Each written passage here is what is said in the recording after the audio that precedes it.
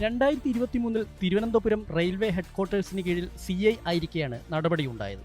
ഓം പ്രകാശിന്റെ ഗുണ്ടാ സംഘവുമായി അഭിലാഷിന് ബന്ധമുണ്ടായിരുന്നതായി വകുപ്പുതല അന്വേഷണത്തിൽ കണ്ടെത്തിയിരുന്നു. റിയൽ എസ്റ്റേറ്റ് മാഫിയയുടെ ഭാഗമായ ക്രിമിനൽ സംഘത്തിന് വേണ്ടി പ്രവർത്തിച്ചതിനാൽ 2023 ജനുവരി 16-ന് അഭിലാഷ് ഡേവിഡിനെ സസ്പെൻഡ് ചെയ്തുകൊണ്ടുള്ള ഉത്തരവിറങ്ങിയിരുന്നു. 2024 നവംബർ 27-ന് ഈ പോലീസ് ഓഫീസറെ സസ്പെൻഷൻ പിൻവലിച്ച് ജോലിയിൽ തിരിച്ചെടുക്കുകയായിരുന്നു. ഭരണകക്ഷിയിലെ ചില ഉന്നതരുടെ സമ്മർദ്ദ ഫലമായാണ് അഭിലാഷ് തിരികെ സർവീസിലെത്തിയതെന്നാണ് വിവരം. തിരുവനന്തപുരത്തെ മാഫിയ സംഘങ്ങളുമായി നേരിട്ട് ബന്ധമുള്ളതായി കണ്ടെത്തിയതിനെ തുടർന്ന് അഭിലാഷ് ഡേവിഡിനെ സർവീസിൽ നിന്ന് പിരിച്ചുവിടാനായിരുന്നു DGPയുടെ തീരുമാനം. ഇതിനിടെയാണ് ഉന്നതതല ബന്ധങ്ങൾ ഉപയോഗിച്ച് അഭിലാഷ് തിരിച്ചു കയറിയത്. അതേസമയം അഭിലാഷ് ഡേവിഡിനെതിരെയുള്ള നടപടി സംബന്ധിച്ചുള്ള രേഖകൾ ഇവിടെ സൂക്ഷിച്ചിട്ടില്ലെന്നാണ് വിവരാവകാശ അപേക്ഷയ്ക്ക് പോലീസ് ഹെഡ്ക്വാർട്ടേഴ്സിൽ നിന്നുള്ള മറുപടി.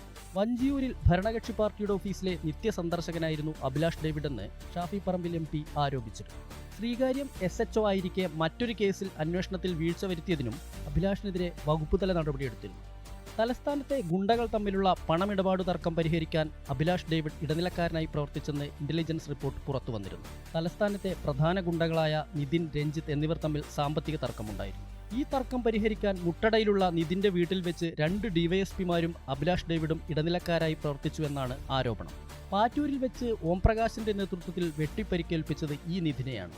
ഓം പ്രകാശുമായി അടുത്ത ബന്ധമുള്ള അഭിലാഷ് തലസ്ഥാനത്തെ ചില ഉന്നത CPM നേതാക്കൾക്ക് വേണ്ടപ്പെട്ട ആളായിരുന്നെന്നാണ് വിവരം. വടകരയിലെ പോലീസ് കൺട്രോൾ റൂമിൽ CI ആയ അഭിലാഷ് ഡേവിഡ് ഷാഫി പറമ്പിൽ MPയെ മർദ്ദിക്കുന്ന ദൃശ്യങ്ങൾ പുറത്തുവന്നിരുന്നു.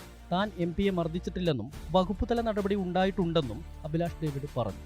S. വിനേഷ് കുമാർ, അമൃത ന്യൂസ്, കോഴിക്കോട്.